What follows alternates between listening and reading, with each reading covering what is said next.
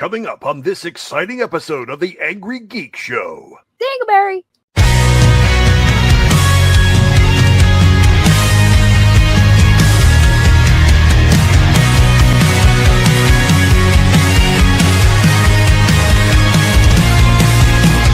Comic books stacked, games on the screen, talking about the heroes and the ones in between.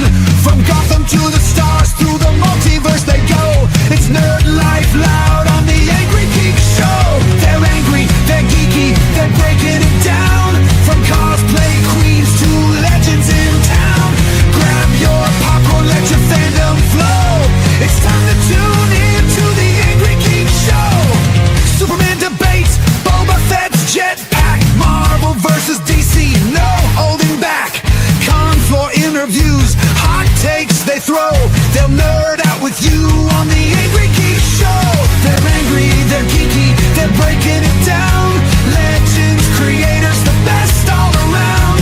Grab your Funko, your lightsaber glow. It's time to tune in to the Angry Geek Show. From horror flicks to retro toys, geek girls, geek guys making all the noise. With passion and heart, they're running the game. If you're part of the tribe, you're part of the flame.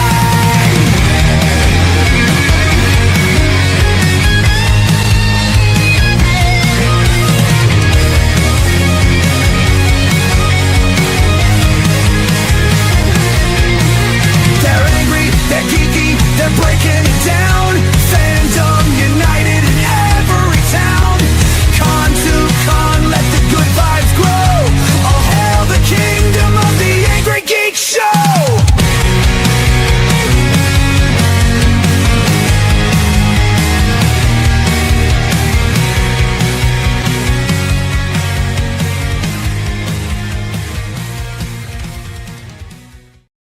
Hey, it's Monday night, and guess what? We're back home. We are back on StreamYard. Forget that other thing. This is the place to be, because you know what? To be the best, you need the best. You got to forget the rest, and that's what we tell our clients. That's what we tell our guests. That's what everybody says. So we're back on StreamYard, baby. It is so good to be home. Ain't that right, little Yeet. sister? Yeet. That's right. We had a busy week. Free Comic Book Day, Star Wars Day. Today's Revenge of the 5th. And I got a special surprise I want to show everybody. Now, this is just a prototype. Before we bring in our guest, Mario, he's going to talk about a fantastic book that, believe it or not, we just got the book tonight. Haven't read it yet. Saw some pages, saw some stills. Looks amazing. Another amazing book. We're going to get to the comments in a minute.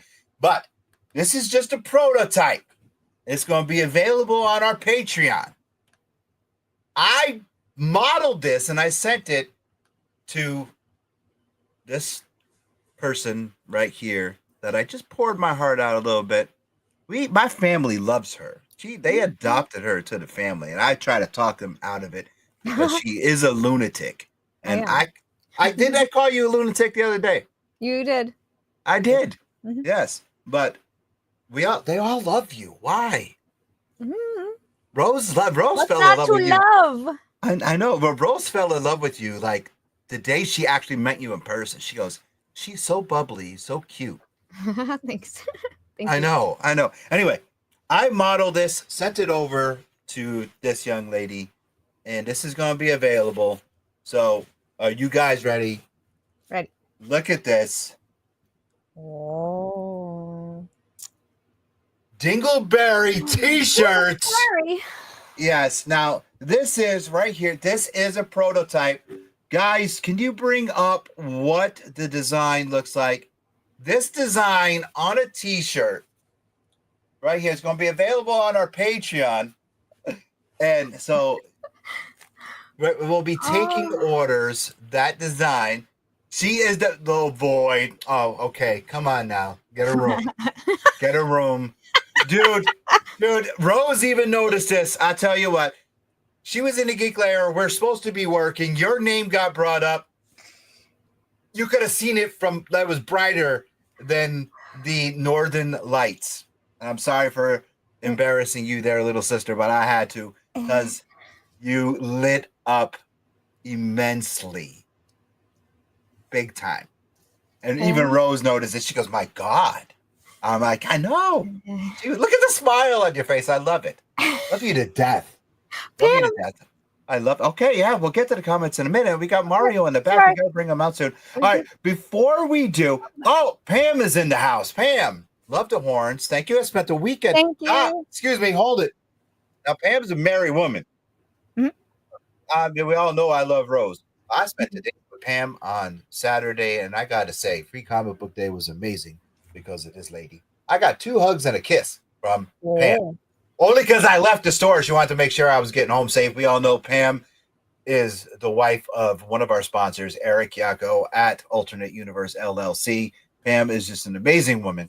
Yay. You want some good stuff. She has stuff for sale. Make sure you contact Pam. You can get jewelry and all this cool stuff.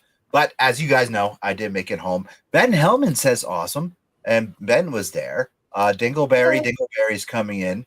All right. My God, I'm so behind in these comments here. All right. So anyway, very quickly, Free Comic Book Day was a success. I got a stack of comics from you, from Eric and Pam.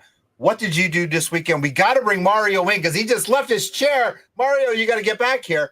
What did you do this weekend? What did you, before we bring Mario in? What? Sophia plush looks like a morpher. No, it's Darth Vader, Ben.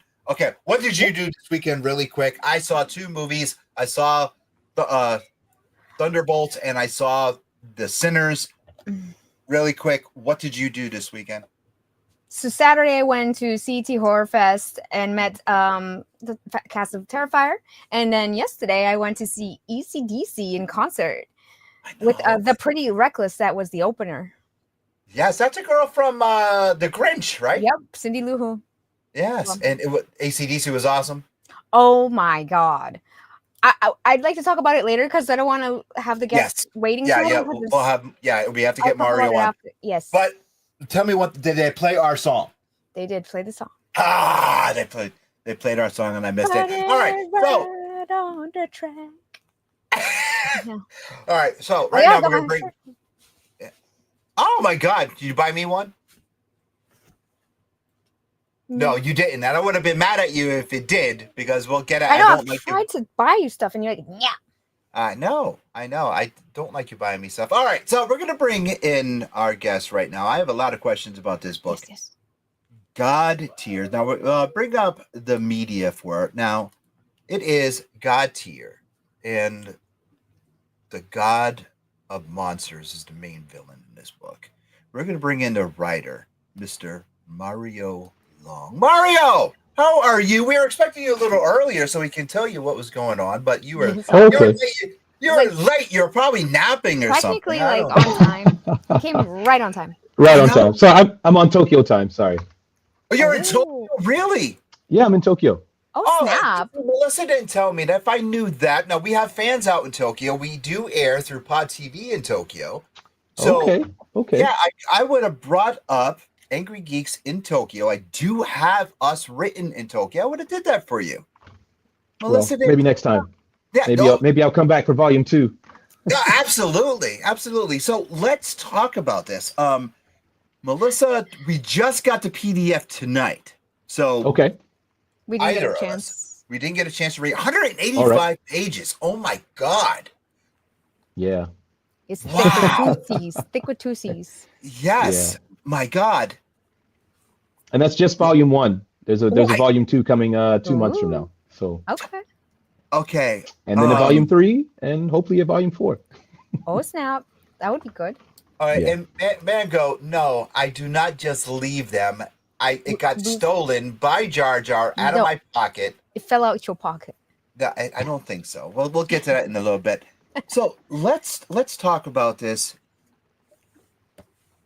It's God's. It's all.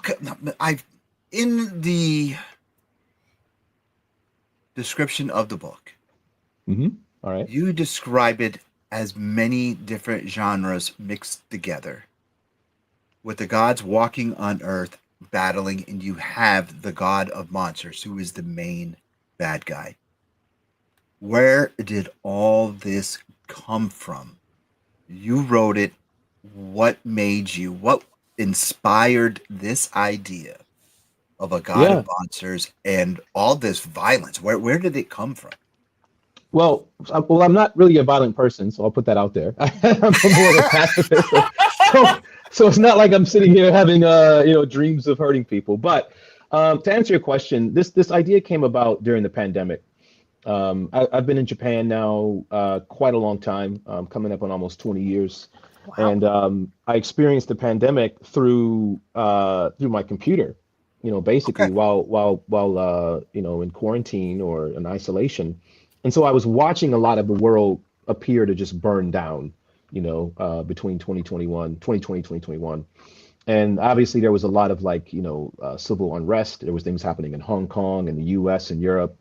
And so I just thought, what if there was one person that could take a moment like that and influence it to his or her worst desires? And that's how the idea of Typhon, the god of monsters, kind of came out, and the basic starting point, the catalyst for this story.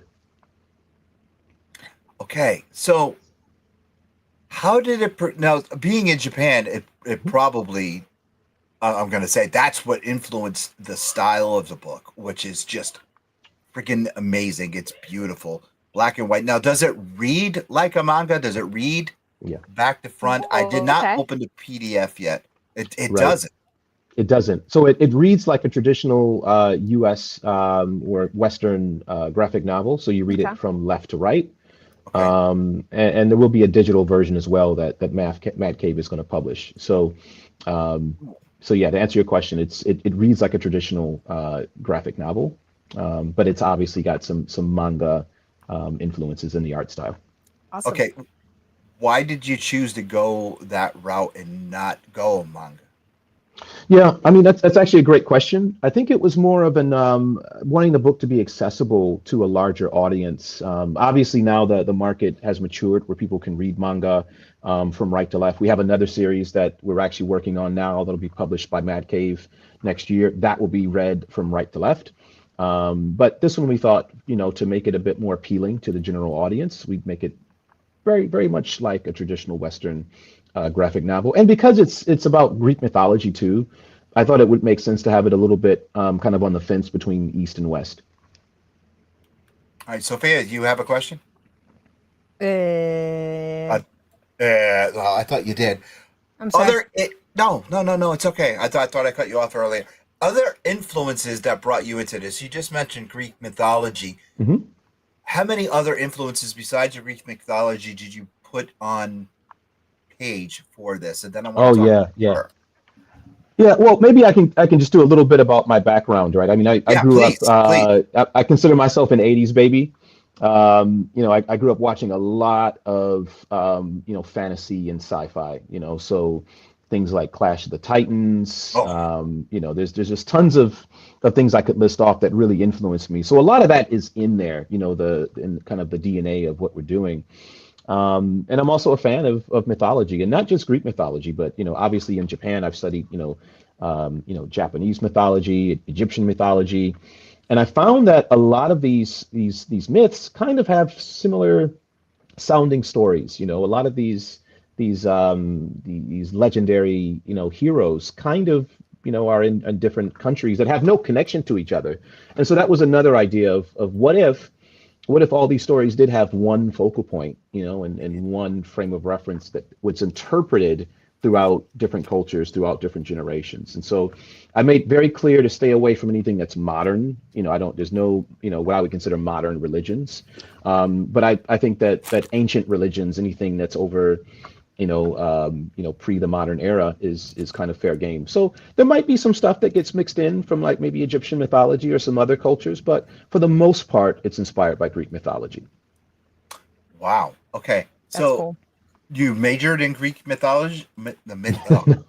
Did you major in Greek mythology? No, not at all. And I gotta be very careful. I don't want to go into the deep woods of Greek mythology because obviously there's a lot there that there's people way more qualified than I am, I think, that can dig into the subject matter. But I will say that I've researched it well, and I think a lot of these stories, even though the setting is different, the core elements of the story ring true to the the original or I should say the classic Greek myths, because there is no one story for any of these, right? There's so many different interpretations, even in the ancient era of like Zeus and Poseidon and Medusa. There's always different types of variables. But I think this story is true to the core of most of those original, myths made by the poets, thousands of years ago.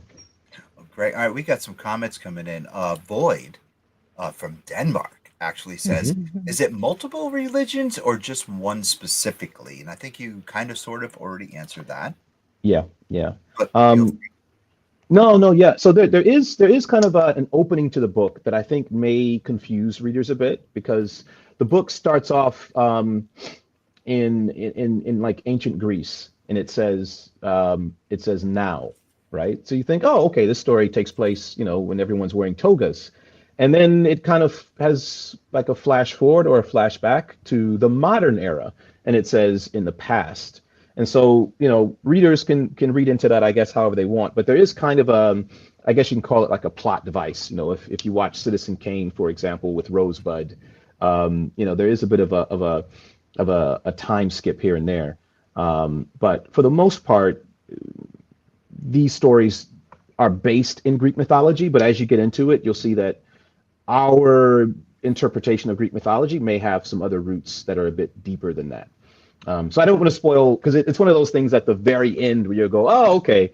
And it's either like Usual Suspects, Kaiser Soze, or again, Citizen Kane, what is Rosebud kind of moment. And hopefully people stick with the series to the end to see what that framing device really is. Okay. All right. Cool. Ben says that manga has a huge audience everywhere. It's the eyes. I feel like it's becoming more popular, definitely. Yeah. Mhm. Yeah, it's been interesting. I'm a huge fan of actually Western comics, right? I've been reading, Marvel, DC, Image, and some of the other publishing books for, since the 80s, right? And it's amazing to see how even Western books now, the style, if you pick up a modern Superman book or a new X-Men, especially, the artist for what is it, Unlimited X-Men or Ultimate X-Men, right? Peach Momoko, right? Japanese, right? So I think you'll see that the influence of manga, not just in manga itself, obviously, but in Western comics, you can tell now that there's been a huge influence of anime and Japanese art style in the Western culture now. Well, even my shirt, I mean, I'm wearing Silver Surfer, and it's very, very anime style. It's not your classic Kirby. It's not your classic Ditko or Ron Lim. This is very. And when I saw the design, I'm like, dude, I got to get that because it's very, very anime-ish. Ben comes back with another question. Did Tokusatsu? I murder. Tokusatsu, I think. Tokusatsu. Have any influence? Tokusatsu, as in like the not the Rangers, the I believe Ben is a huge. We know our audience. Okay, so it's yeah. So the answer is no, not that I know of. I mean, there's probably lots of things that are subconscious. If it's Tokusatsu like the Power Rangers type genre, I'm not sure if that's what they're referring to. Ben. We know our audience. We smell our own. Ben is a huge Power Rangers fan. Okay. I would. So I don't want to enrage, the fandom here, but I didn't watch a lot of Power Rangers, in the 90s. I was, obviously here in Japan, it's still a thing that's raging and it's going to go on forever. There are some characters actually in God Tier that you could maybe perceive that way. The gods themselves, it's a different interpretation of them. So they're not walking around in togas. There's different levels of the gods as well, which is why it's called God Tier. So there's demigods, there's monsters, there's what we call omega level gods, which are like your Hermes, your Ares, your Athena, and then there's like your alpha level gods, which are like your Zeus, your Poseidon, your Hera, Hades, and then you have Titans. And the Titans actually have suits that might be interpreted as kind of like a tokusatsu kind of thing because they look like they're in spacesuits, but they're also giants. They're like the size of like skyscrapers. So It's like maybe kaiju. there's a bit of that. Yeah. So maybe there's a bit of that in there. But it's Okay. probably more of a subconscious thing than anything conscious. One of my biggest questions that I'd like to ask is where the name of each character that the writer and creator come up with. How difficult was it for you to name each of the gods? Not central characters, not the brother and sister that are the central characters of the book, but the actual central character, but the gods themselves. How difficult was it for you to create each god's identity, and what each god represents, and then their actual name? How difficult was it, or how easy was it for you to say, okay, this would be the god of rain, this is the god of love, this is the god of war, and come up with a name that already hasn't been used or close to that name? How was that a difficult process? Was it not a difficult process? How did you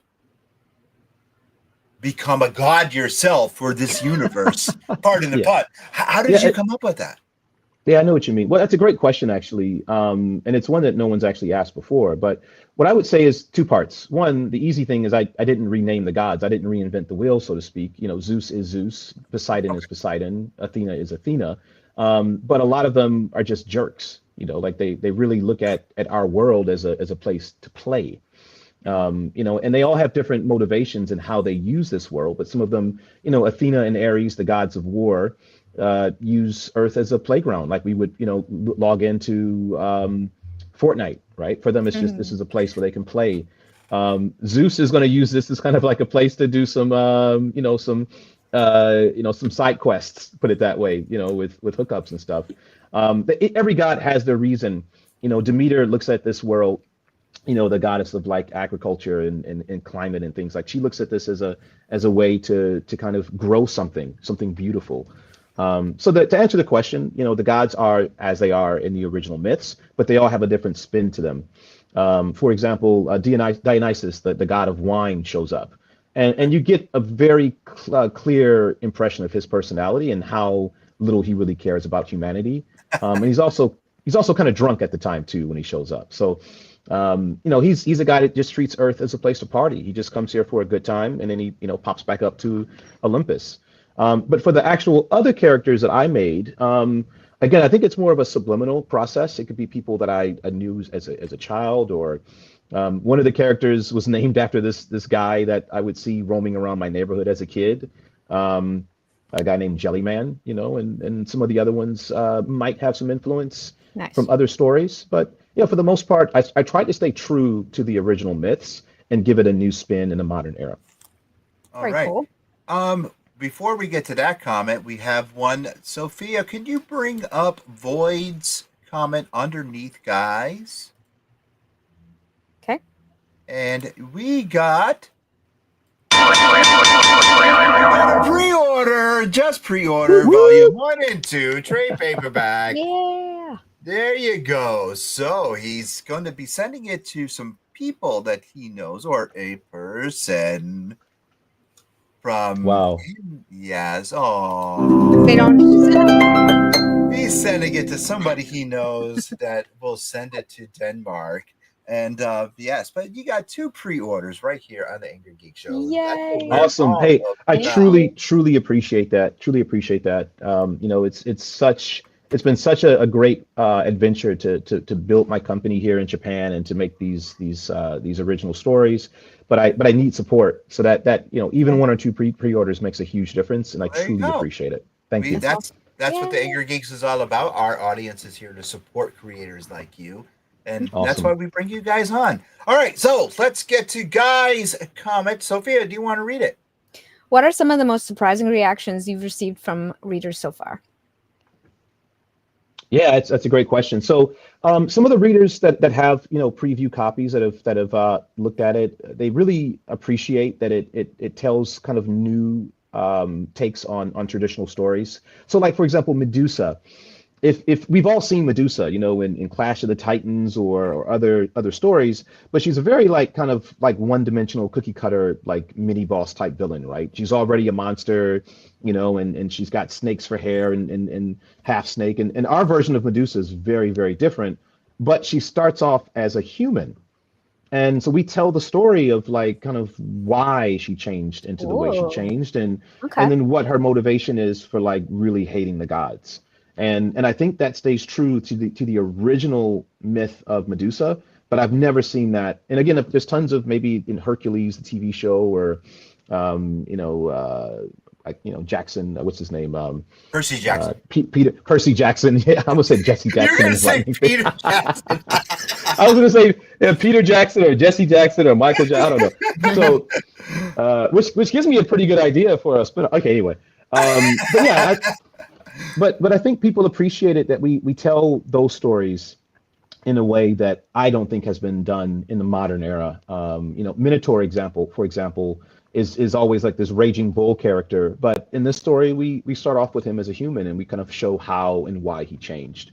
And so I think people are a bit kind of surprised that we don't have, like you mentioned, Typhon as the bad guy, but I don't think the story has a bad guy. There's definitely a protagonist, which is his family, Pablo, and his sister Anna, but the antagonist obviously is Typhon and these other characters, but hopefully you can see some merit in why they're doing what they're doing. You might not agree with them, but hopefully they're sympathetic villains.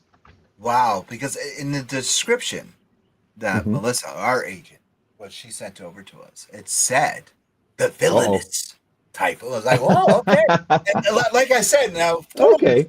total disclaimer: Sophia and I, Mhm. we did not get a chance to read the book.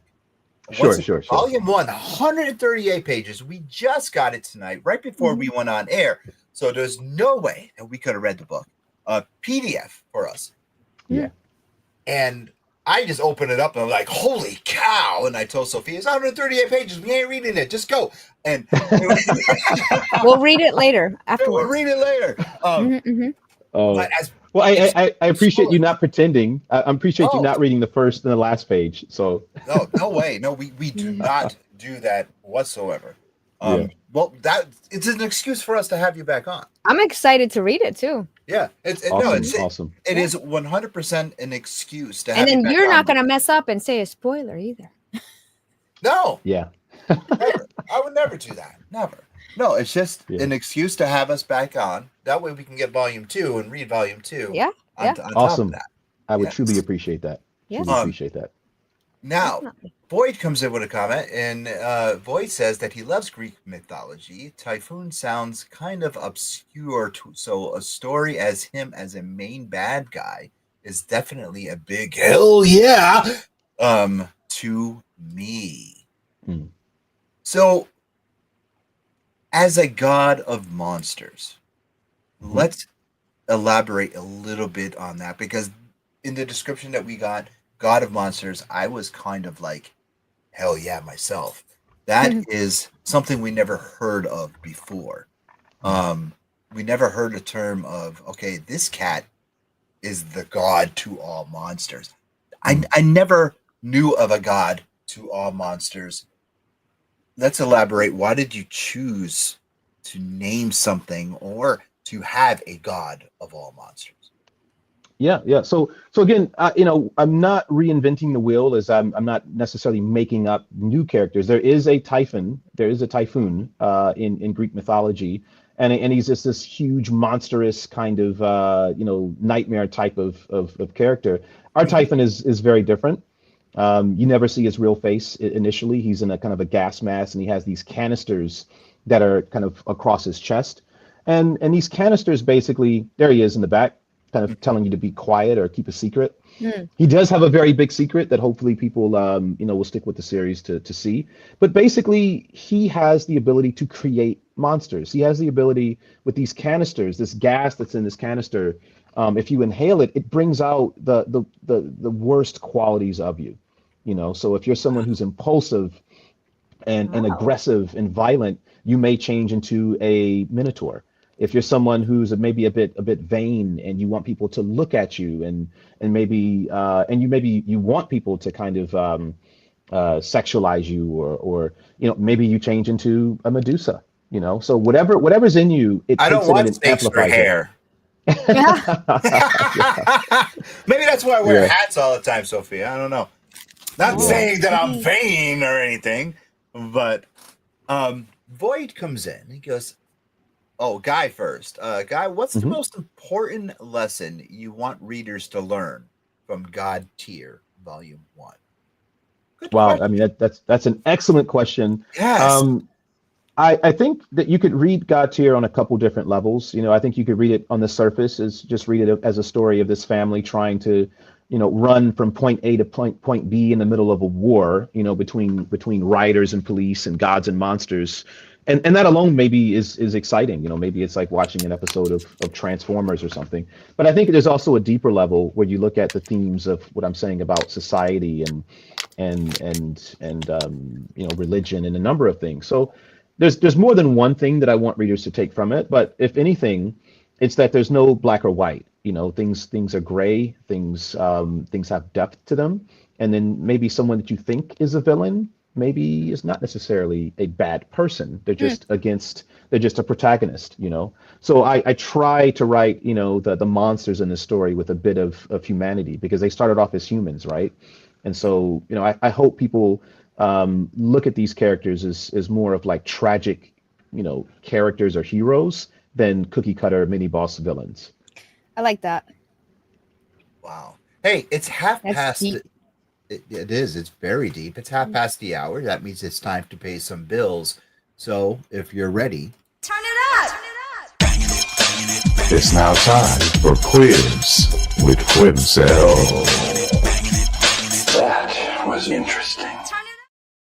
hey, Quiz with Quinzel is brought to us by CH Square Collectibles at 121 Jewett City. And we all know what Quiz Quinzel is. I can't find the soundbite. Where is the soundbite? Oh my God! Yes, I don't know. Yes, the I can make one for you. Please go ahead. There it is. Anyway, Wait, I want to hear. No. Brought to you by CA Square Collectibles, 121 Jewett City in the Slater Hill Mall. there you go. There you go. I was expecting like a pew pew or something. Sophia, why don't you tell everyone what Quiz with Quinzel is? So I ask a question and you have to guess correctly. Oh my God. Don't embarrass us. Since it's Revenge of the Fifth, my brain is farting. I'm going with a Star Wars themed question today. Okay, you ready? Mm-hmm. Okay, what species is Jar Jar Binks? Oh my God, come on. You're lucky- Is this a question for the chat or for me? For for everybody. everyone. For everyone. Okay. So you are the guest, so you get to go first. Okay, can I answer now? Yes. Yes. He's Gungan. Yes, thank you. That's what I was gonna say. My God, Sophia. Of course. You always Yeah, come on. no. That one's for Jar Jar Jeremy. I know it's for Jar Jar Jeremy, and like he wouldn't know that his name is literally I Jar know. Jar. I Like, was just, Jar Jar is one of our cast members. Jar Jar is one of our cast members. So it's like, If you mess with the dingle, you'll get the berry. hey, don't pull the sound bar on me, because you just every week you embarrass us with the easiest questions. My God. And-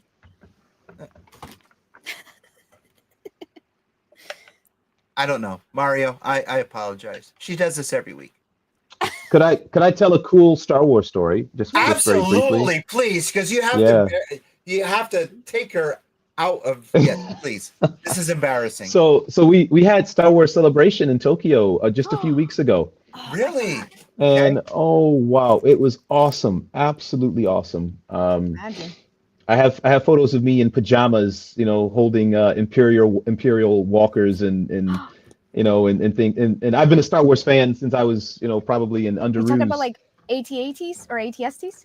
Yeah, both. I had that as a kid Look. back in the day. Look at my tattoo. Oh, nice.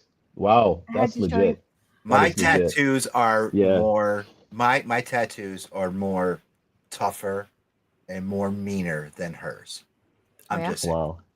Yes. So they are. we're at Star Wars Celebration. I'm in the one of the hotel lobbies. I look up and it's like Tamura Morrison. It's like, Boba Fett, Jango Fett. He's hanging Oh out. my Ended God. up talking to him, meeting his family, hanging out, having a great time. Amazing people. Had a chance to hang out with Doug Chang, one of the executive vice presidents of Lucasfilm, the Oh guy my who God. designed a lot of the the Naboo starfighter, the droids in episodes 1 and 2, and Wow. Mandalorian, all these things. What an amazing experience. Anybody who's never been to Star Wars Celebration, a person like me who's been a lifetime fan, I've never been. I'm a lifetime fan now. I'll be there. The next one's in California, so if you're there, be there or be square. But what a time! What an amazing time! I want to go. Let's go, Lewis. Yeah, Yeah. we could go. We'll write it off as a business expense. We should go. Yes. And one last thing, if I could just plug, one of my partner studios here in Japan is an animation studio called Day Art Stagio. It's one of the first American-owned anime studios in Japan. They have an episode of Star Wars Vision Season 2 called The Pit. So if you get a chance, check that out. That was made here in Japan by an American-owned anime studio. So check it out. Really cool. Really? Amazing. Yes. Oh, you're gonna and when we end the show, my friend, you're gonna be able to pimp out anything you want. Don't you worry about it. And my tattoos are tougher than Sophia's. Okay. I mean, nothing's stronger than family. I can agree. There you go. Mm-hmm. So Simba and Stitch, nothing Nice. tougher there. Nice. All right, Nice. nothing at all. So, if it weren't for God Tier, Mhm. what would be the project we would be talking about tonight? Meaning other projects that I have kind of in the queue, or what do you mean? Yeah. I mean, if it wasn't this book, what book did you want to produce? What book do you want to produce that you have? Or what project do you want to talk about that's not God Tier? Well, okay, that's a great question. So I have another IP. So I call them IPs, right? Because what I do is we make an original story and then we tell that in either manga format. We have games as well. We're a game production studio, tabletop games. Okay. And then with I mentioned our partner animation studio. The goal is to get these made into a long form animation that you'll see on like a Netflix, Amazon Prime, or Disney, right? So hopefully, if we can build enough of a community, we can launch this into multiple different types of media. So that's all to say that I do have another IP that we haven't released yet, but it's a pirate fantasy type theme story. Pirates. You're talking language now. Yeah. And that was actually the first thing that I made with my company. So my son and I together, we basically made this board game, which actually I have a copy of it right here. And so maybe I shouldn't show this because we haven't released it yet, but this is Can I have one? I'll tell you what. Yes. No, I'm joking. I am joking. Buy it from him. Yes, I will that's buy all right. it. No, I will buy it. I will not. Before we go to the next question, I have to get this out of the way because it happens every week. Sophia, I want you to read it because I'm refusing to read these questions week after week after week. Okay. Guy says, so I have to ask, when is Sophia going to appear in God Tier or Future Story or Tabletop Game? I can answer that. Never. No, I'll tell you what. I know a guy who knows a guy. I think we can get you in there. I think we can get you in. Oh my God, Really? please, no. Oh my You know how many books he's going to be in so far? I knew gaming. Awesome. I knew gaming was going to be involved somehow because of your verbiage in prior questions by side quest, side boss, this, And Fortnite. that, and the other thing, and Fortnite. So Yes. I knew that gaming somehow was going to be in there. Are you a gamer, board gamer, or an actual gamer? Yes. Like a console, you mean? Yeah, console. Yeah, yeah. Well, that's an excellent question because I do consider myself a gamer. You know, I not to date myself, but I had an Atari 2600 back in the day. Oh, did You we guys know all? about that? Yeah, yes. Dude, Dude. Yeah. Well, I am an 80s baby as well. Yeah. Yes. So, yeah. I've had every generation of the major consoles for a long time. I'm more of a console gamer. I'm not necessarily a PC gamer. I do like strategy games. I love like games like XCOM. I can't really hop into games like Fortnite or Call of Duty anymore. It's a bit too intense for me. There's a lot going on in that game. Yeah. But I do consider myself a gamer, but I'm actually not a big tabletop gamer. I've played the classic games like Risk and Monopoly and Life and those things, but I haven't played a lot of role-playing games and whatnot. And I think that helps me to make original game mechanics. So I have two games that I've made. There's a God tier card game, which kind of looks. You probably can't see it well here, but I do have we are going to see it. Hold on, pull it back up. Well, there it's not released yet, but let's see if I can show a little bit of it. Let me see if I have some characters here. So, and actually, coincidentally, the character that I have, his name is Phoenix. Ooh. Oh, beautiful. Okay. That is so cool looking. So this card game hopefully will be out at the same time as Volume 3 next year.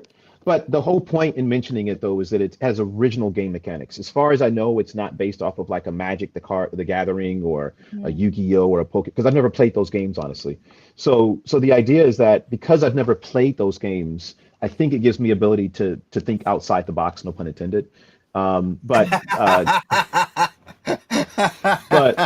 Golden Age of Pirates, the other game that I mentioned, it hasn't been released yet. It has completely original mechanics that I don't think any other game has. So I think because I understand how to play a game and what makes a game fun, it gives me the ability to make a game. But because I'm not deeply immersed in any of these other, like legacy titles, I don't even know how those games would be played to copy them if I wanted to. So it gives me a lot of freedom, a lot of creative freedom to make something new.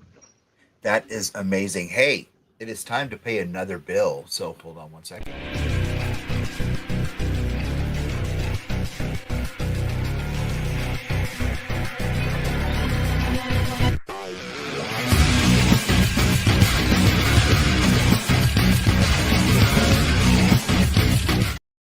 Hey, question of the week, as always, is brought to us by Alternate Universe LLC, Milford and New Haven. You know what? Eric is such a cool cat. If you can't make it to Milford, you can't make it to New Haven, and you're looking for a special book, if you're looking for a special Mother's Day's coming up. Your mom collects comic books. You want to get her a slab book and you don't know which one to get. He has grab bags, $40, and you can get a slab book.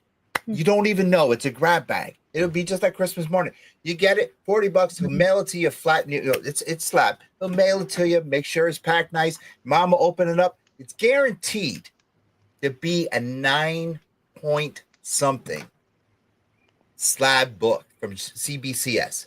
I had 2 unboxings over the weekend. We recorded it, okay? And these books were top notch, okay? And just amazing. So contact Eric.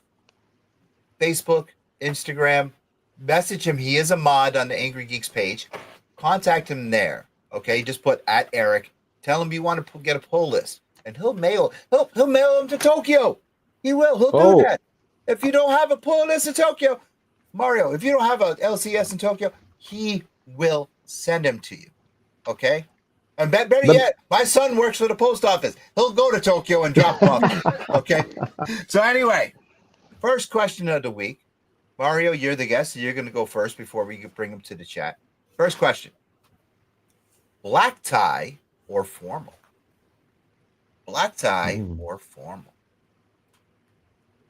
Black tie, I'm assuming meaning tuxedo, right? Yeah. Okay. And then formal being anything above casual. I love to wear suits. I wear suits probably, when I go to the park. Maybe I love to wear suits. So I'm gonna say formal. Say formal. All Yeah, right. I love a nice crisp necktie and a nice like custom fitted suit. Sophia, Hmm? black tie or formal? Formal. Formal. I don't have Oh, I anything know, sister. formal. You're in the same boat as me. This I'm like, is as formal. When I go formal, I just wear more bling. does formal That mean like a dress? that kind of sort of. But you're in the same boat as me. When I go out, it's like bedazzled everywhere. So You're more fancy than me. Mm. that is 100% true. Mhm. I Yep. mean, I got more. Pizzazz. I do. I mean, I'm like Elvis when we go out. Guy. No lie. No lie. What does Guy say? Formal clothes, gross. All right, so you're more black tie. Guy is more black tie. Okay. Ben Hellman says formal. Void comes up and says, good question. And yeah, and no, me, if you look, the people that watch the show know how I dress, and it's like a mixture of Macho Man Randy Savage and Elvis. So, yeah. All right. Mario's like, what? Talk to Well, Melissa. actually, do you have a good Macho Man impersonation? Do you have a good oh yeah? No, brother. I don't know. I don't know if I do or do not. You know, I'm the Tower of Power. I'm too sweet to be sour. I don't know. I'm funky like a monkey. But I soared with the eagles. I slithered with the snakes. I've been everywhere in between. But I am your friend. But yeah, don't degrade the champion at any time. No. Yeah, dig it. Next question, please. You know, my therapist said I was OCD. One cool dude. You know what I'm saying? Yeah. All right. Well, the cream always rises to the top, and that was at the top of the Macho Man impersonations I've heard today. So thank you. Oh, you heard? You really? Yeah. Well, thank you very much, brother. I really appreciate that. Yeah. When Sophie and I were on Nerd Wars on 93.9 The River, which is our radio station that we're on once a month. Yeah. I had a Macho Man talk off with Nighttime Will. Nighttime Will, I'm coming for you, brother. Yeah. So, yeah, like it or not, love it or leave it. I'm the best thing that's going today. Yeah. So you may not like it, but accept it. I'm coming for you, Nighttime Will. Yeah. I got a little video that, yeah, I'm coming for you. And it's going to be 1, 2, 3. Take it. Yeah. Next question, please. Can you sing? Mario, can you sing? I'm going to say that I tend to sing songs that are in a higher pitch than I should be singing them. So like, I love Earth, Wind, and Fire. If you've ever heard Earth, Wind, and Fire, like Fantasy, November. I'm from the 70s, baby. I grew up in the 70s and 80s, so yeah. Okay. Do you remember? And it goes way higher than I should be, so it sounds horrible. So the songs I like to sing are not the songs that I probably should be singing. Maybe I should be singing like a Barry White. Between my kids, my wife, and Sophia, and my brother Jar Jar, they do not let me or like me to drive. Sophia, when we're in the car, now she can tolerate my playlist because she listens to 75% of the same music, maybe. But she knows when Elvis comes on, what happens. You start singing. That's right. Oh yeah, she records me singing Elvis. Yeah. Yeah. That's my wife's ringtone. Yeah, all right. You like blue suede shoes. Help falling in love with you. It's a very, very awkward song to sing in a karaoke bar with just one other guy, by the way. It was a very awkward song singing on a live stream with the man you just met. I'm gonna clip that. Mango, can you clip that for me? Clip that for me. Sophia, can you sing? I like to sing. Doesn't mean I sing well. I don't know, but I like singing karaoke at Comic-Con. For anyone that knows, my go-to now is DuckTales. Oh, we have that. Can you sing the opening theme to DuckTales? I yes, I can. Or to put you on the boogie spot. boogie in the butt. He's laughing. Wait, Mario is laughing. Do you know the classic Boogie in the Butt? You're from the 80s. Boogie in the butt. Yes. Yes. Oh, yeah. Who? Oh, Boogie- geez. I can't remember who Boogie in the Butt was from. Wait a second. It was a while ago. Yeah. There's that Yeah. hint. Yeah. Oh, wait, so it's a party all the time, Eddie Murphy? Yes. Yes. Oh, wow. I'm more of a party all the time kind of. I love that song. That is a good Okay. song. My girl right. likes to party all the time, but Boogie in the Yes, Butt, that's but one in Boogie the Butt was playlist his today. first song. Was his first song. And I believe Wow. Sophia has a video of me singing it. I do. And a clip on Fortnite of you singing it and me Wow. going, "What are you singing?" Bumblebee Anyway, in the butt. I'm like, huh? Yeah. Now, I don't think of myself as a singer, but I do like to sing when Elvis comes on. So, yes. I do. Ben says he thought it was Disturbed. What? Disturbed. I mean, it is disturbing. I'll say that. Oh my God. Mario, so let's get to know you a little bit. What's the biggest prank that you ever pulled on a friend or family member that you thought was absolutely hilarious? Oh, wow. I have one that's a bit weird. So I have this especially after you mentioned Eddie Murphy. So just give me 30 seconds to tell this story. So I'm a college You student. got all that, dude. My friend, my brother, you got 10 minutes left. All You right. Take all the All time right. you want. I'm a college student in Japan when I first came here, and I'm living in an apartment with other college students, other study abroad students, right? And so we all are on the same floor, but in different apartments. And there's a walkway to the elevator, and then there's a window that looks directly into each apartment's like kitchen, living room, right? Japanese apartments are very small, so you could reach out of your bed and grab your, open your refrigerator. So I put on for some reason I had this ski mask that I got at some dollar store or something. And I put on the ski mask, but I take off my glasses, right, to put on the ski mask. So I can't see. I'm almost blind. And so I go to my next door neighbor, or a friend of mine whose name happens to be Richard Pryor. And his name is Richard Pryor. So Richard, if you're watching this, I love you, brother, but it's Richard Pryor. So I go next door to Richard Pryor's apartment, and I'm looking in the window, standing outside his apartment, looking in a ski mask, and I only can see shapes and colors, right? Because I have very bad eyesight. So Richard comes out of, I guess, the bathroom or the shower, and he's just staring at me, and I'm staring at him for maybe like 30 seconds, and then eventually I slowly kind of walk away. And then the next day I see him outside, and he goes, "Hey man, why were you staring at me naked?" Oh. I didn't realize he came out the shower. And I just saw shapes and colors. I didn't know. And I said, "Oh, I'm sorry, brother." But yeah, so that's probably the worst prank I pulled, because it wasn't scary, it was just creepy.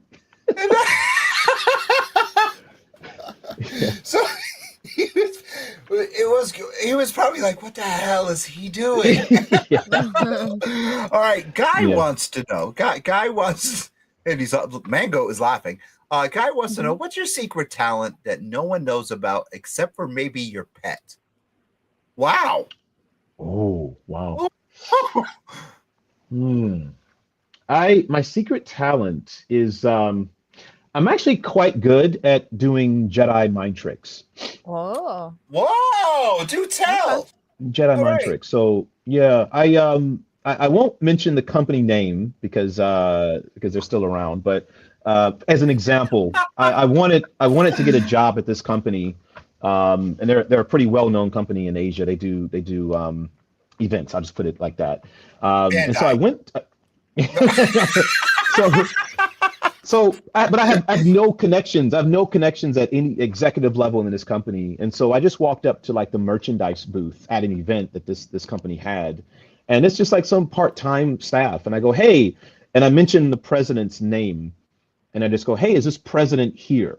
And they're like, yeah, of course, because it's their event. I go, hey, can you go get them for me? And they're like, yeah, I'll go get them for you.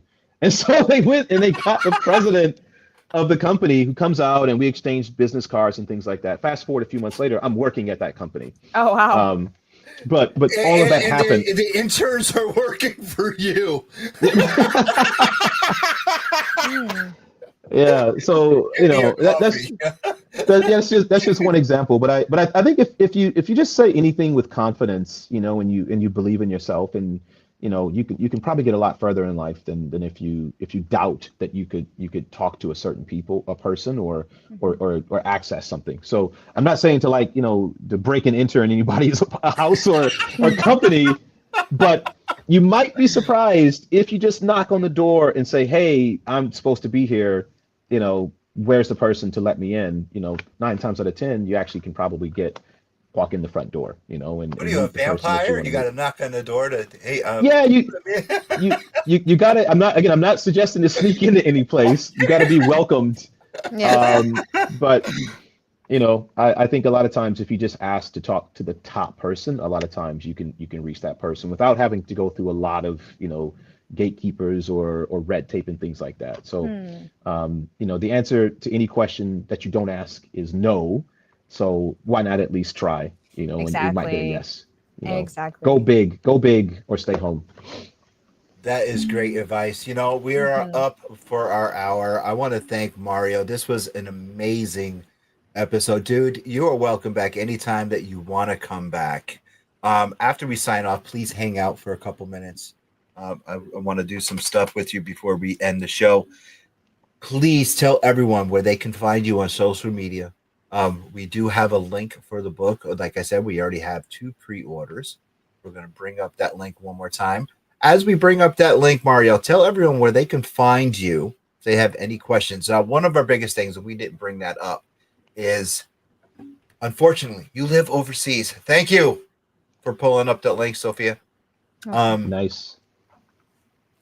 A lot of our listeners, a lot of our watchers on Public Access TV, on Pod TV, they like their stuff autographed. You living way, way over there, it's going to be hard for them to get this autographed. If somehow they can do this, they're going to have to go to Star Wars Celebration in California next year and hook up with you to get these books autographed. But I want to autograph Golden Age Pirate. God says, how could they somehow, is there any way, is Mad Cave doing something with autograph copies? Yeah, so first off, I really, really appreciate that. I just really appreciate that enthusiasm and that love. Thank you so much. So a couple things. One, the US dollar, as of today's recording, is still relatively strong compared to Japanese yen. So you could take a trip to Japan. There's so many tourists right now. We just had Osaka Comic-Con last weekend. I was there. Awesome. So Tokyo Comic-Con is going to be in November, late November, early December. So, hey, if you come to Tokyo, you hit me up. I guarantee you we will meet, and I'll show you around, and you'll have a good time. Awesome. So there's that. And right now it's not official, but I may be visiting San Diego Comic-Con in July. Oh. So if you are there, we can link up. And then I'll be planning a book tour in the second half of this year. So if you're in the Michigan, Chicago, New York area, Texas as well, maybe Dallas, Fort Worth. Texas. I love Austin. Texas. Yeah. So yeah, I think I'll be announcing a book tour soon, but all of that right now is kind of in the works. As far as my socials, my Instagram is surprisingly weak. Like compared to somebody else who's like really about the gram, like I'm almost embarrassed to share my Instagram because I'm not really on it. What I would suggest is if you go to madcavestudios.com, there is a God tier page that has a full description of the book and then links to pre-order the book through Mad Cave. It's also on Crunchyroll. It's on Amazon. It'll be in bookstores, but please pre-order the book. It helps us to get as much momentum as possible. It's an amazing story, but we need time to get this story out so it can mature. It's not a book for anybody that needs like instant gratification and things blowing up immediately. There is some time for these things to kind of, to mature a bit. So I really hope that everyone gets on board for volume 1, volume 2, and hopefully you stay with us all the way through until we get to the end of the story, which I guarantee you ends with a bang. So yeah, check out madcavestudios.com, sakuraphoenix.com, and then we'll have some other socials that we're going to relaunch before San Diego Comic-Con. Perfect. Sweet. Now, we did have some things that people want to see you in Connecticut. They want to see you at Rhode Island Comic Con. Yeah. So they Would you want come see to you. America as a Yeah. guest if you were invited? Well, Yes, definitely. Just Okay. I'm more than happy to talk about any of that. Connecticut actually is a really cool place. I went there 2 years ago. I think it was Danbury. So I got peeps in that area. So yeah, maybe Nice. let me know if there's a convention. I'm an old school Comic-Con guy. I love going to Comic-Cons. I love meeting people. I love cosplaying. So yeah, any of those events that I'm invited to speak as a panelist or things like that, I'd be more than happy to think about. So thank you. Yes. perfect. All right, we'll do that. Sophia, please tell everyone where they can find you and us. Okay, you can find me on Facebook, Twitter, Twitch, YouTube, Instagram. You can find us on the same platforms, and you can find us on the Angrygeeksshow.com. Yes, and thank you once again, Mario, for being on with us tonight. And God bless everyone. Thank you so One much. is Thank you so all. much. You guys And are hey, so awesome. we'll see. Thank you to hang out with us backstage. We're gonna see you guys next week, and stay tuned. Make sure you stop by the website, and our Patreon will be Dingleberry. launching soon. And yes, Dingleberry, yes. And make sure this weekend I will be streaming with Sophia and Jar Jar. You know what? Take care.